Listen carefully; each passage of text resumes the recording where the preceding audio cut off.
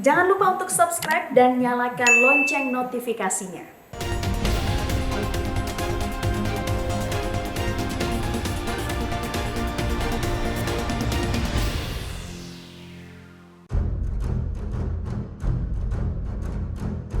Energi merupakan kebutuhan dasar yang sangat penting seiring dengan meningkatnya pertumbuhan penduduk serta industri di seluruh dunia. Saat ini, pemanfaatan energi fosil seperti batu bara dan minyak bumi masih menjadi pilihan utama bagi sejumlah negara di belahan dunia untuk menggerakkan roda perekonomian dan sumber daya yang dimiliki tak terkecuali di Indonesia. Maklum, konsumsi energi di tanah air 88,8% diantaranya masih bergantung pada energi fosil, sementara energi baru terbarukan masih rendah yakni hanya 11,2%. Namun, karena cadangan energi fosil yang kian menipis dan sifatnya yang tidak dapat diperbarui, perlahan-lahan energi ini pun kini mulai berkurang. Itu sebabnya memanfaatkan energi baru terbarukan yang ramah lingkungan menjadi ambisi pemerintah untuk menjamin pasokan energi masa depan, khususnya di sektor kelistrikan. Salah satunya adalah energi dari hasil ekstraksi panas bumi yang digadang-gadang dapat menjadi energi potensial untuk masa depan. Pemerintah menargetkan bauran energi baru terbarukan pada tahun 2025 mendatang berada di angka 23% dan 32% pada tahun 2050 mendatang. Salah satu energi baru terbarukan yang dikembangkan oleh pemerintah pada saat ini adalah dengan membangun berbagai pembangkit listrik tenaga panas bumi. Setidaknya ada 64 wilayah kerja panas bumi yang telah dilakukan oleh pemerintah. Indonesia menjadi negara dengan potensi panas bumi terbesar nomor 2 di dunia setelah Amerika Serikat. Indonesia memiliki potensi panas bumi sebesar 23,7 gigawatt atau 23.000 megawatt. Indonesia juga tercatat memiliki 146 gunung api yang membuat Indonesia kaya akan energi panas bumi.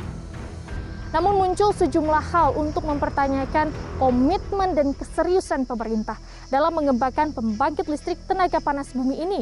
Karena faktanya sejumlah permasalahan muncul di lapangan yang ujung-ujungnya merugikan masyarakat.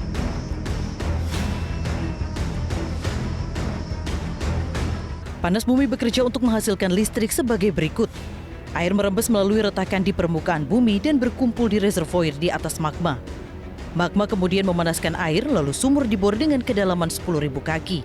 Sumur produksi membawa zat cair panas bumi ke permukaan dan dialirkan ke separator untuk pemisahan uap dan cairan panas bumi.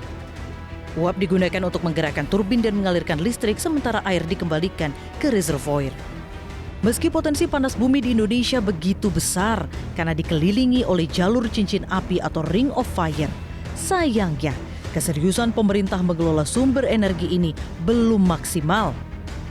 Baik dari segi perencanaan eksploitasi, eksplorasi, hingga upaya mitigasi, utamanya terhadap eskalasi bencana yang mungkin terjadi. Lantas, mengapa pemanfaatan energi baru terbarukan masih rendah? Dan sampai kapan ketergantungan terhadap energi fosil akan berlangsung? Inilah The Jurnalis. Sengat listrik, panas bumi.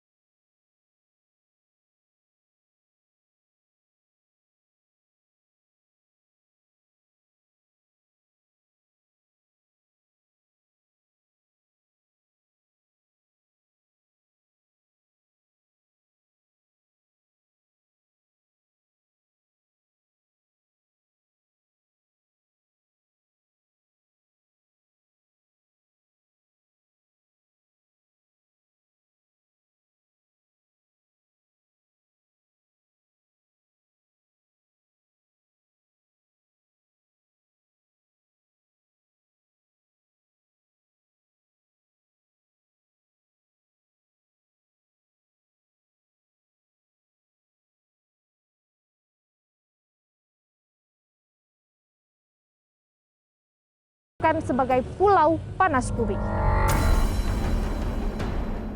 Pembangunan PLTP ini dimulai sejak tahun 1998 silam antara Kementerian Energi Sumber Daya Mineral dengan pihak Jepang yang bertujuan untuk mencukupi kebutuhan listrik wilayah Mataloko.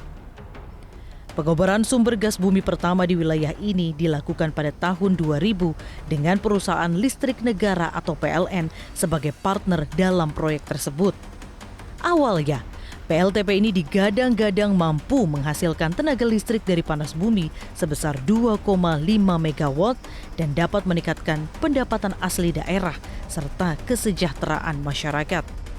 Namun, 20 tahun berselang, rencana tersebut belum terrealisasi. Di lokasi, kami menemui Maria Kristina Bupu, warga desa Ulubelu Mataloko yang aktif mengadvokasi warga di kawasan PLTP. Sudah sangat menyengat di sini. Bau ya, Maya? Iya, bau sekali. Pemirsa, mungkin ketika Anda berada di rumah, Anda tidak akan mencium bau belerang ini, tapi kami yang berada di lokasi, tim The Jurnalis dapat merasakan langsung bagaimana kuatnya bau belerang di sini ya, Maya? Iya, sangat menyengat. Ini karena fenomenanya dia tidak melakukan semburan. Kalau terjadi semburan itu dengan belerang, dengan uap dan lumpur yang menyengat. Jadi di tempat ini dulu yang biasa semburan lumpurnya meluap-luap sampai dengan 7-8 meter dari tempat ini. Iya, ini yang dibor tahun 2000. Yang sumur yang MT2 ini dibor waktu tahun 2001 dan sempat Gubernur Pitalo datang dan melihat langsung. Itu di sumur MT2 yang ini. Tapi itu sudah ditutup semua ya, Maya? Iya, ini sudah ditutup. Sumur ini terpasang ke turbin, tapi sampai hari ini di turbin juga belum bisa beroperasi dan belum menghasilkan listrik buat masyarakatnya ada. Kami sangat mengharapkan perhatian yang serius langsung dari Bapak Presiden. Sejauh pengamatan kami di lokasi, dari 6 titik sumur gas di PLTP Daratai Mataloko, hanya 1 sumur yang mengeluarkan uap, meskipun volumenya sangat kecil. Kami mendukung dari situasi yang ada, kami mau bahwa ini solusinya di sini dan bor itulah solusinya. Jangan banyak-banyak, 2 titik cukup. Di sini kami membutuhkan tim ahli yang benar-benar ahli. Entah PLN mau bekerja sama dengan pihak manapun, itu kami tidak menjadi soal. Tapi yang penting bor itu jadi. Itu saja kami mau. Selain memicu produktivitas hasil pertanian, bauran gas hidrogen sulfida yang berterbangan disebut-sebut menyebabkan kerusakan atap rumah milik warga. Salah satunya atap rumah milik warga yang lokasinya persis berada di bagian depan PLTP Mataloko.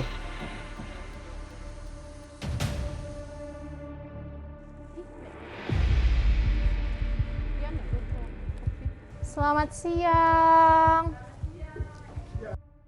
Kalau ini yang paling pertama Ibu, paling pertama paku sama-sama dengan di depan. Ya. Yang bocor-bocor ini ganti barusan tidak sampai baru setengah tahun. Ya, baru setengah tahun.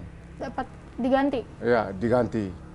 Terus? Yang bocor lagi, semua itu termasuk itu lorong semua. Semburan panas dampak dari sumur gas yang belum ada hasil tersebut juga muncul di area lahan perkebunan milik warga. Aroma belerang begitu menyengat. Kondisi ini tentu sangat tidak baik, utamanya bagi kesehatan penduduk setempat. Seperti yang kami temui di Desa Ratogesa, jaraknya hanya 5 km dari pusat operasional PLTP.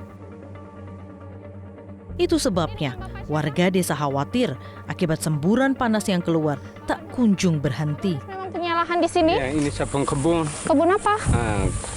Ini kami mau tanam jagung, ini kopi, ada kopi sudah mati semua karena ada panas dari sana tuh, semburan panas tuh. Ini kayu-kayu juga mati. Sudah lama munculnya atau baru atau seperti apa? Yang pertama dari situ, itu yang ada. Itu ya, iya yang merah itu. Itu dulu. Tahun? Ya, tahun 2010 mungkin, atau 2012. Dia makin lama makin ke sini, akhirnya timbulnya dari sini.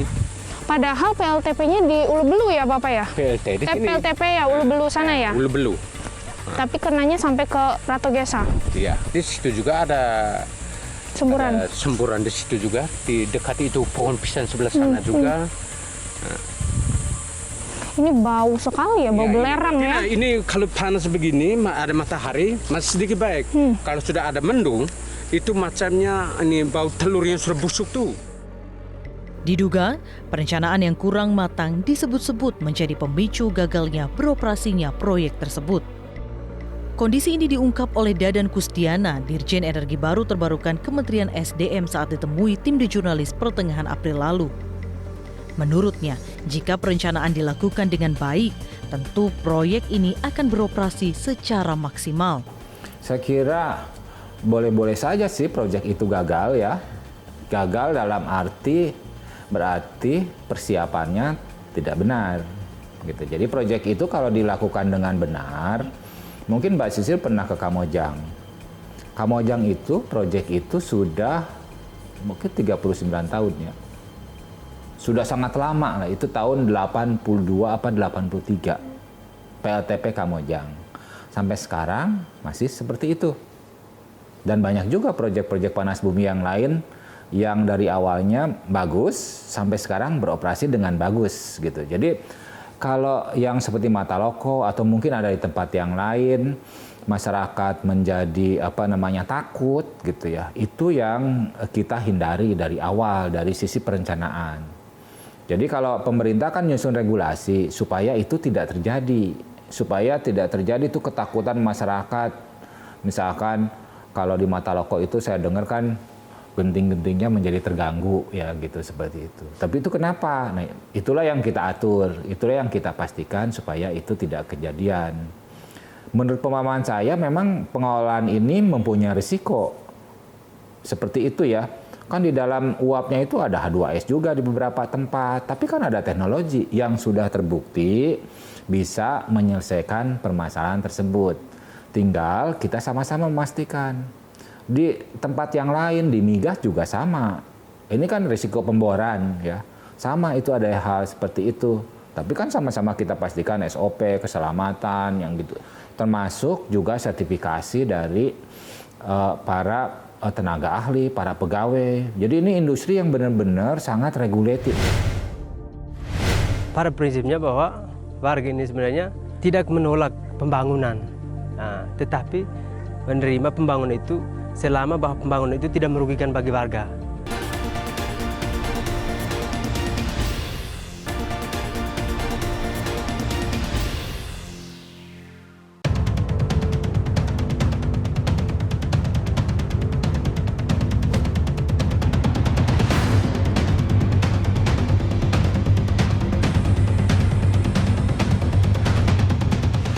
Kegagalan proyek PLTP Darate Mataloko yang memicu hilangnya pendapatan masyarakat di sektor pertanian dan kerusakan lingkungan semakin menguatkan penolakan warga terhadap keberadaan proyek tersebut.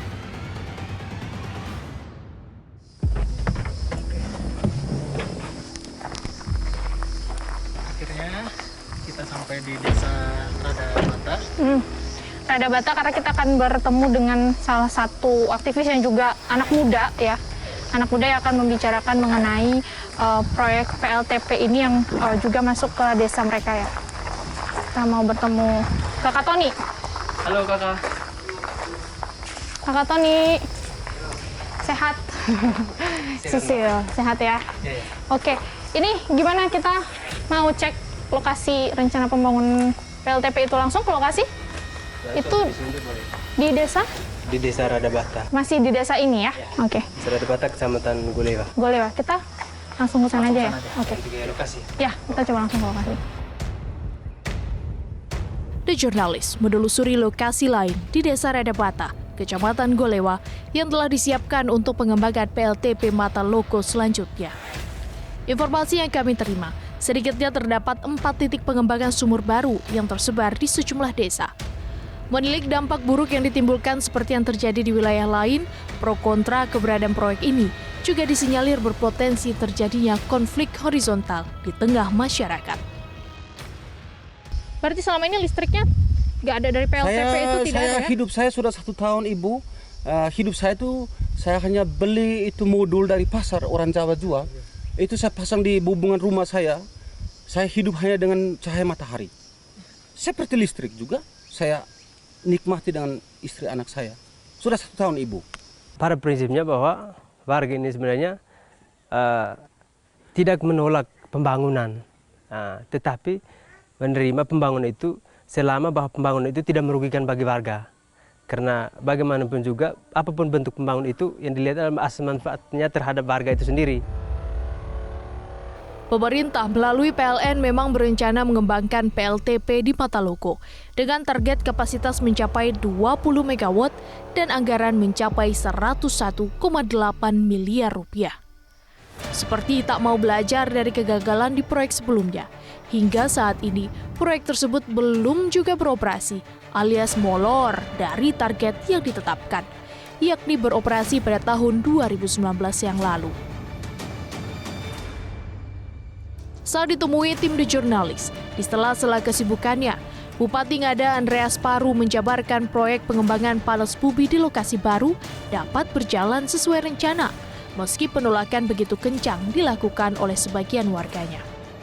Luasnya berapa Pak, bisa dijelaskan ya untuk PLTP pengembangan ini, kemudian dayanya akan seberapa besar nanti ketika dibangun, lalu akan kapan mulai beroperasi, dan kembali kemudian bisa ditegaskan seberapa besar nanti dampak positifnya tadi Bapak sampaikan untuk masyarakat kehidupannya nanti ke depan. Ya, jadi kalau luas titik pengeboran itu setiap titik tuh kurang lebih 4.000 meter persegi, ya. Itu yang dibutuhkan. Ya. Sementara mereka kan ada lahan yang lebih dari itu. Lebih dari 4.000. Nah, persoalan sekarang yang sedang dihadapi masyarakat, ada beberapa keluarga yang menginginkan kalau boleh jangan hanya 4.000, tetapi lahan mereka misalnya ada 10-12.000 itu bisa diambil semua. Ini yang masih menjadi bahan diskusi ya. Jadi kebutuhan itu hanya sekitar 4.000 dari 4 titik ya, masing-masing 4.000. Nah, kemudian diharapkan kalau sudah bisa menghasilkan itu ya, 4 titik ini bisa itu dalam perencanaan itu 2 kali 10. Sementara di 3 titik yang lama itu memang ada sedikit gangguan gitu. Untuk 3 titik, 1 titik itu yang masih beroperasi sampai saat ini. Sedangkan di 3 titik yang lama itu macam ada gangguan sehingga macam melemahkan itu sehingga tidak bisa menimbulkan listrik, tidak bisa menghasilkan listrik. Akan diapakan titik-titik yang sudah tidak terpakai itu, sumur-sumur yang tidak beroperasi itu akan seperti apa? Karena dampaknya ternyata masih ada semburan di desa Radabata, begitu Pak. Ya, ini yang sedang kami komunikasikan. Yang sudah lama itu apa memang tidak bisa difungsikan lagi, ya toh? Atau ada upaya lain untuk melakukan semacam upaya untuk bisa kembali difungsikan. Pulau Flores, tempat yang dijuluki sebagai Pulau Panas Bumi, memang menyimpan potensi gas bumi yang begitu besar. Tim The Journalist juga menyambangi desa Waisano di Kecamatan Sanonggoang, Manggarai Barat. Untuk sampai ke lokasi, kami harus melewati medan jalan yang rusak parah dan berbahaya. Cukup sulit, medannya juga cukup berat, dan akses menuju ke sana hanya ada 1 jalur ini saja, dan ini pula yang setiap hari harus dilewati masyarakat. Cukup ekstrim, dan kami bahkan harus melewati ini beberapa kali cobaan. Lalu kita masih harus melanjutkan perjalanan, kurang lebih masih sekitar 2 jam lagi. Jaraknya dari jalan utama di Labuan Bajo itu sekitar 3 jam. Jadi kita masih harus melanjutkan perjalanan sekitar 2 jam lagi menuju ke desa Waisano. Kita lanjut lagi, Kakak? Boleh. Oke, kita lanjut lagi.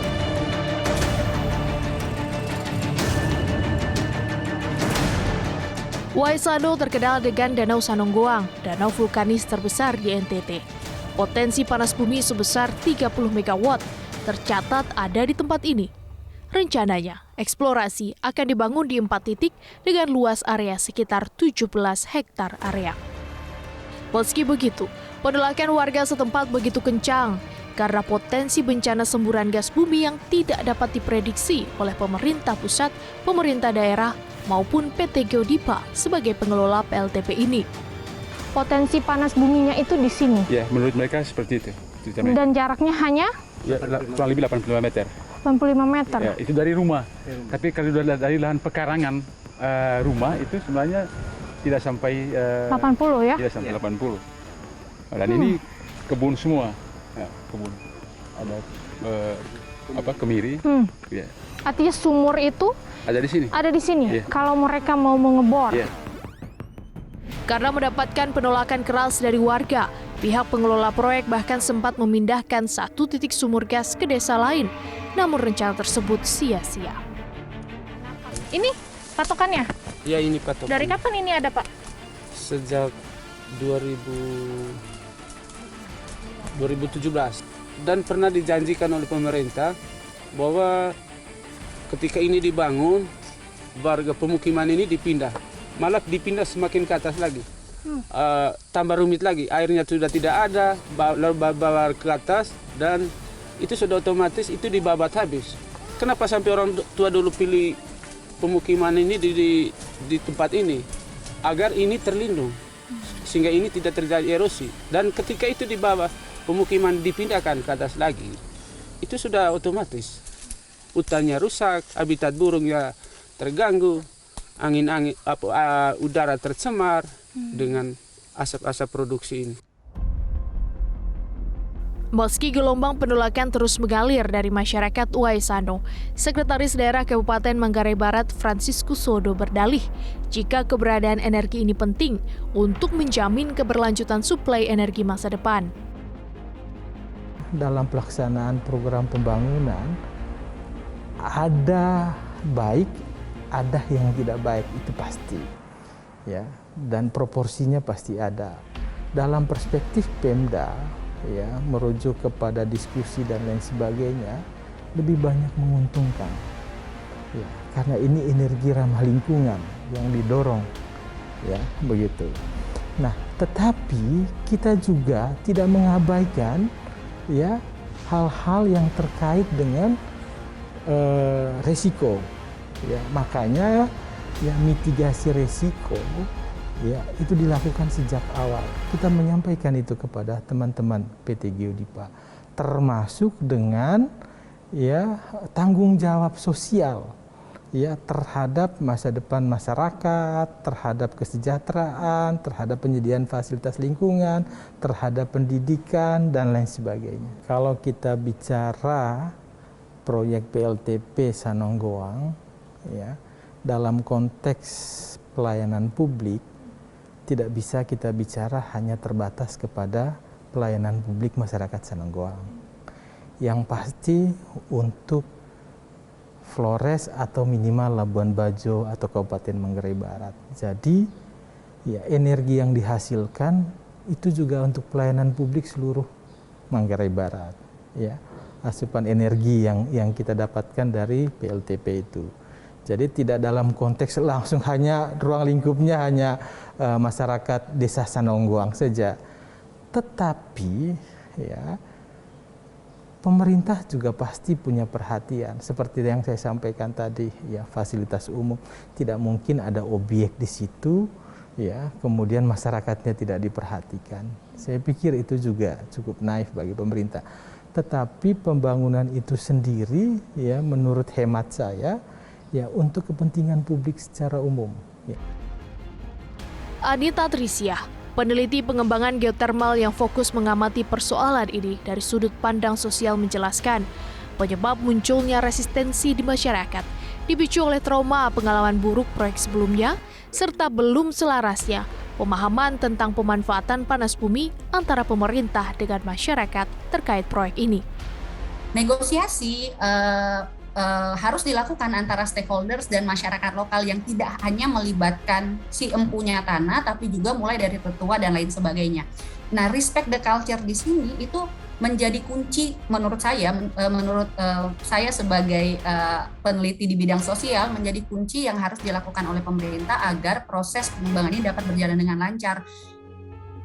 Pembangunan proyek nasional memang sudah sepatutnya didukung jika memang untuk kepentingan masyarakat. Namun, apa jadinya jika rencana proyek tersebut masih setengah matang sehingga muncul penolakan masyarakat? Akibatnya, progres eksplorasi hingga eksploitasi panas bumi tidak berjalan maksimal, termasuk mitigasi bencana serta aspek sosialnya. Jika sudah begini, perlukah proyek ini ditinjau ulang? Ditakutkan seperti kita sudah survei beberapa desa, ada beberapa air yang tercemar akibat aktivitas geotermal ini, Mbak. Air berubah menjadi asin kekeruhan ataupun dan lain sebagainya itu sudah berpengaruh terhadap mata air seperti itu, Pak.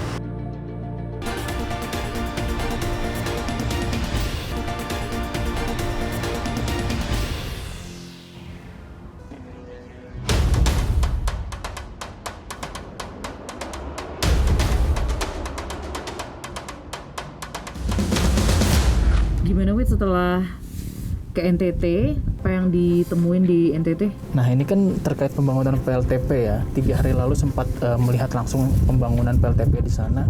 Bahkan bupatinya itu secara terang-terangan mengakui bahwa proyek ini terjadi kegagalan. Pas ngelihat langsung ke sana, memang kondisinya sangat memprihatinkan. Bahkan ada sumur yang dulunya sempat meledak. Nah itu ditutup pakai pasir. Pasirnya itu ambles ke bawah itu kan.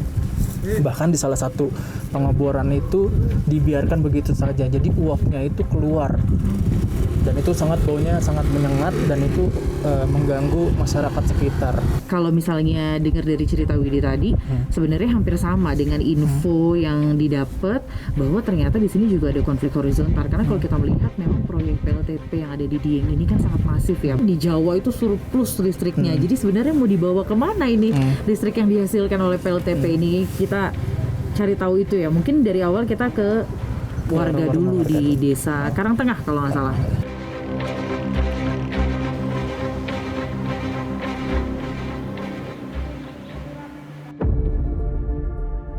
Dari Pulau Flores, Nusa Tenggara Timur, perhatian di jurnalis juga tertuju pada dataran tinggi Dieng yang terletak di Kabupaten Banjarnegara, Jawa Tengah.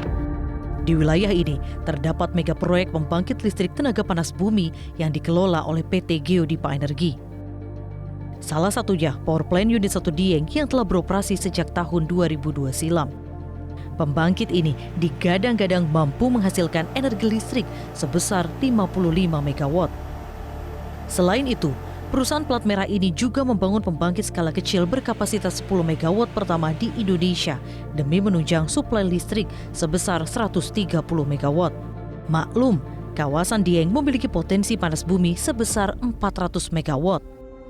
Tidak heran jika pihak pengelola akan menambah proyek pembangunan Power Plant Unit 2. Namun, siapa sangka di tengah gencarnya aktivitas pengelolaan energi panas bumi di kawasan ini, arus penolakan masyarakat justru kian tak terbendung. Bagaimana tidak, lokasi proyek hanya sepelemparan batu dari permukiman warga. Salah satunya di Desa Karangtengah, Banjarnegara. Sekarang kita udah sampai di Desa Karangtengah yang ada di Dieng, Banjarnegara.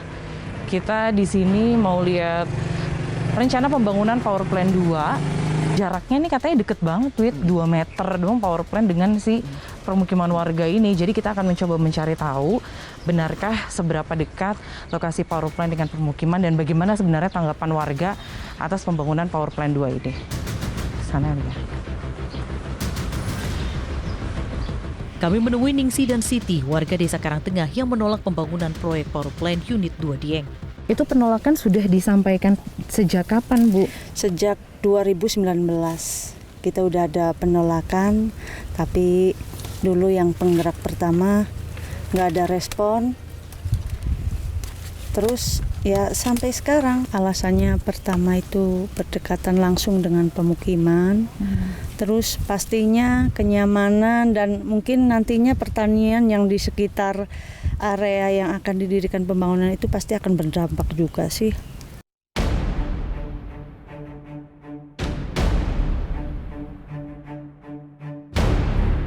Sejumlah insiden kebocoran dan ledakan pipa gas semakin menambah rasa ketakutan warga di lokasi ini. Kalau dari Bu Siti kenapa, Bu? Atap rumah kami itu mudah berkarat. Saya khawatir itu sampai ke paru-paru atau gimana. Kalau kesehatan atap saja bisa berkarat, kalau kita hirup udaranya itu ya nggak tahu lah. Kekesalan warga kian memuncak karena hingga pembangunan Power Plant Unit 2 dimulai, pihak pengelola dituding tertutup dengan warga setempat. Kami hanya ingin hidup damai sebagai petani, menikmati udara yang sejuk di Dieng ini. Karena ini adalah warisan dari nenek moyang kami. Wajar jika sejumlah warga mengaku khawatir.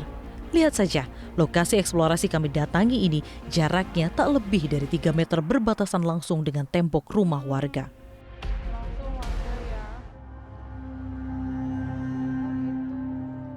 Ini adalah poster-poster penolakan dari warga Desa Karangtengah terkait dengan pembangunan power plant yang ada di desa mereka.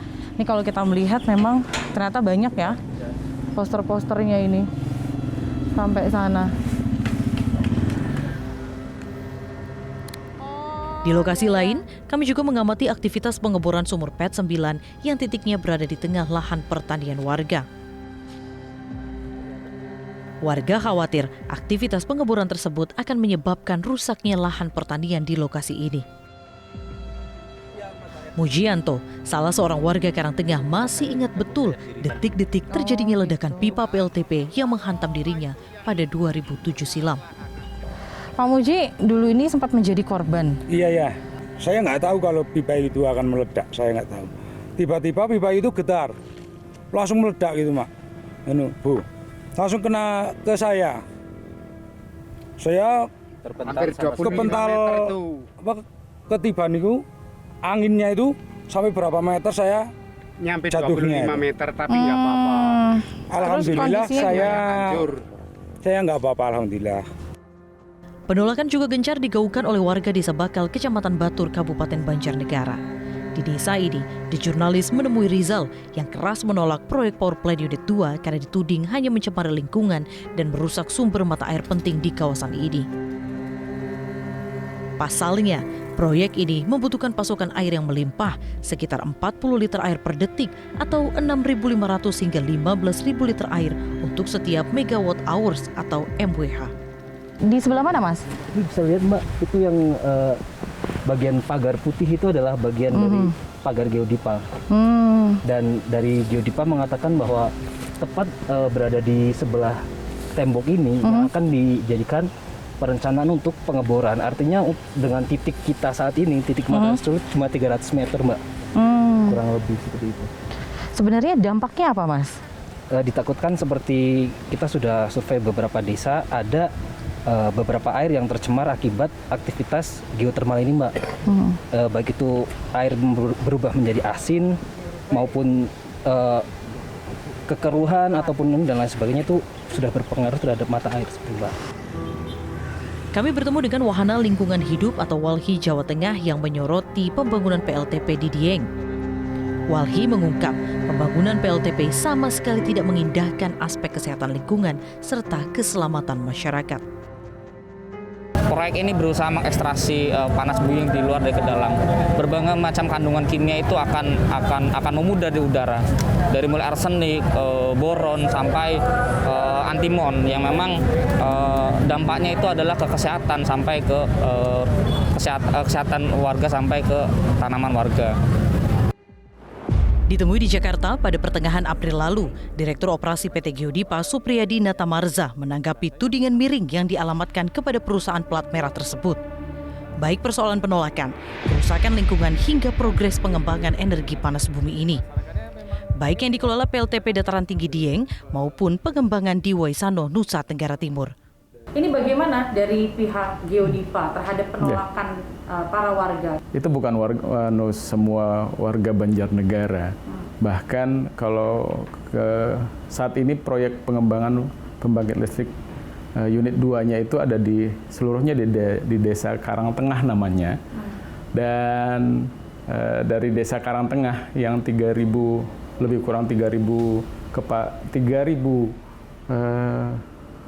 warga di sana, 3.000 warga di sana, itu juga yang bahasanya itu sebenarnya tidak menolak, tapi meminta Geodipa untuk mempertimbangkan kembali lokasi pembangkit listriknya. Jadi, gitu ya? Iya, jadi tidak menolak proyek itu karena proyek ini adalah proyek strategis nasional. Berdasarkan peraturan dari Kementerian ESDM, kemudian kalau kita merujuk kepada oil and gas, itu jarak maksimal untuk sumur itu dari pemukiman itu bisa, kalau ESDM bilang 50 meter, kalau oil and gas itu bicaranya 100 meter. Nah, kami 200 meter. Saya garis bawahi lagi, itu tidak menolak warga. Kan aspek resiko dan sosial karena lokasinya berdekatan. Itu sekitar 6 hektar. Nah, kalau kita bisa lihat lokasinya itu panjangnya sekitar 400 meter. 400 meter, kemudian lebar, dan luasannya sekitar 6 hektar. Kami bangun 3 atau 4 meter dengan rumah warga terdekat. Pagarnya, yang jadi masalah adalah warga melihat pagar itu langsung kemudian pembangkit listrik. Tidak. Dari 6 hektar itu, jarak dari warga, kita PLTP di Waisano. Nah, ini kan juga ada konflik horizontal di sana. Semua proyek saya kira pasti mengalami hal yang sama. Nah, khusus di Waisano, ini adalah lapangan penugasan pemerintah. Jadi, karena Geodipa ini adalah satu-satunya BUMN panas bumi di Indonesia ya, dan kebetulan di bawah Kementerian Keuangan. Dan Waisano itu adalah program dari grantnya World Bank. Kemudian kita dari sisi teknisnya PT SMI, Sarana Multi Infrastruktur BUMN di bawah Kementerian Keuangan juga sebagai yang mengelola keuangannya dari dana World Bank itu. Nah, sama-sama kita di sana. Geodipa kebagian teknisnya. Sampai saat ini ya panas bumi itu pengembangannya masih terseok-seok, tidak terlalu lancar lah seperti target yang sudah ditetapkan oleh pemerintah. Cerita dari 23,4 gigawatt ini kan potensi. Namanya juga potensi ya, bisa iya, bisa tidak.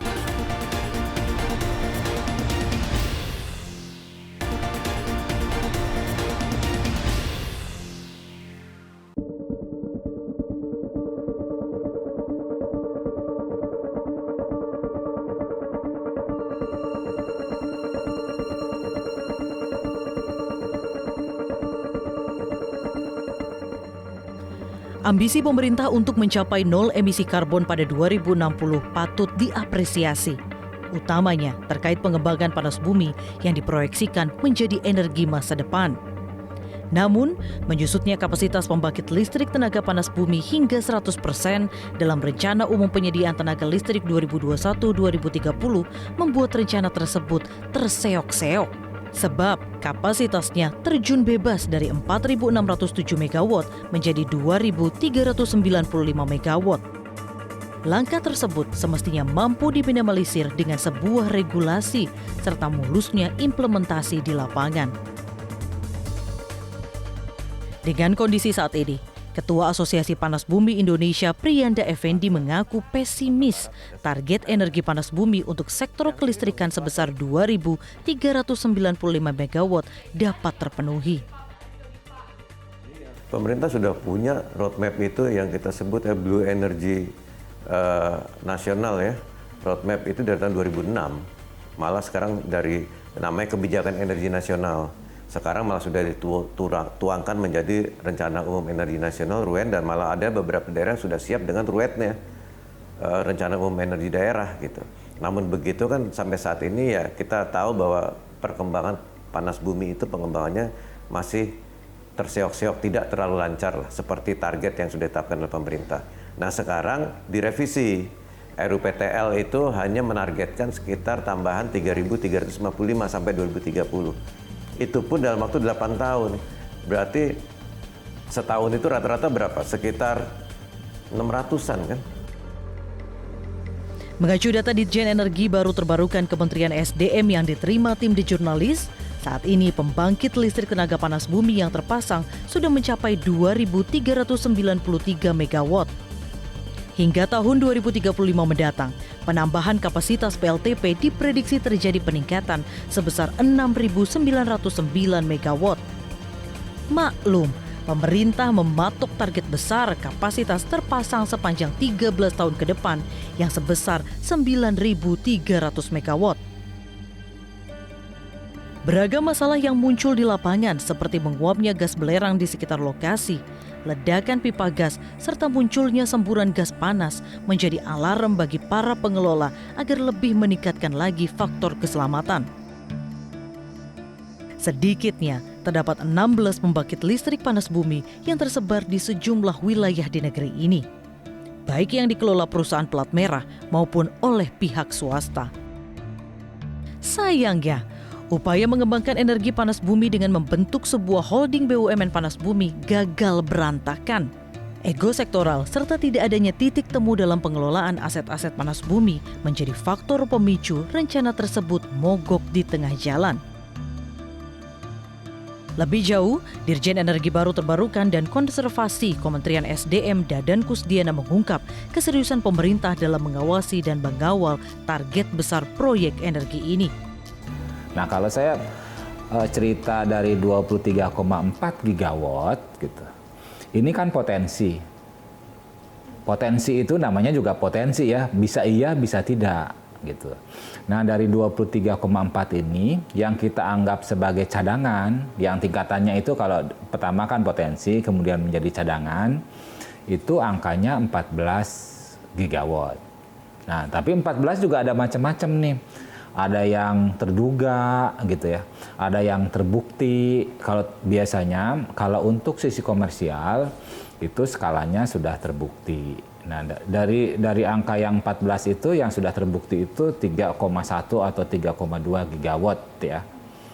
Gitu. Jadi kita sekarang mendorong ke hulu ya, ke cadangan yang sifatnya masih terduga gitu. Jadi belum terbukti. Nah, ini yang dilakukan oleh pemerintah untuk memastikan bahwa potensi kemudian menjadi cadangan dan ini siap dikembangkan. Meski begitu, besarnya penolakan masyarakat di sekitar wilayah kerja PLTP menjadi problem penting untuk segera disikapi. Pasalnya, menurut Dadan, proyek dilarang melanjutkan pembangunan jika permasalahan di masyarakat belum tuntas. Supaya ini clear ke masyarakat bahwa panas bumi itu tidak mengambil tanah yang besar. Panas bumi itu satu rumah pembangkit gitu ya, mungkin size-nya 1-2 hektar, biasanya sekitar 4 hektar di situ. Kemudian nanti ada sumur. Ya sumur saja di situ. Kemudian ada pipa. Kalau pipa saya kira bisa dilakukan di manapun. Biasanya pipa itu dijalurkan lewat jalan ya. Jalan kan dipakai oleh semua. Malah panas bumi itu di beberapa wilayah kan harus membuka jalan ya. Jalan ini setelah ini beroperasi itu dipakai juga oleh masyarakat, memberikan manfaat tambahan ke sana. Memang resistensi menurut saya wajar-wajar saja ada gitu. Tapi saya melihat itu basisnya adalah kurang paham barangkali. Jadi sosialisasi itu yang terus kita lakukan dan kita tidak akan melakukan pembangunan sebelum ini selesai semua ya. Jadi masyarakat memang harus terima dulu gitu ya. Tidak sambil proses ini kemudian ini jalan, enggak.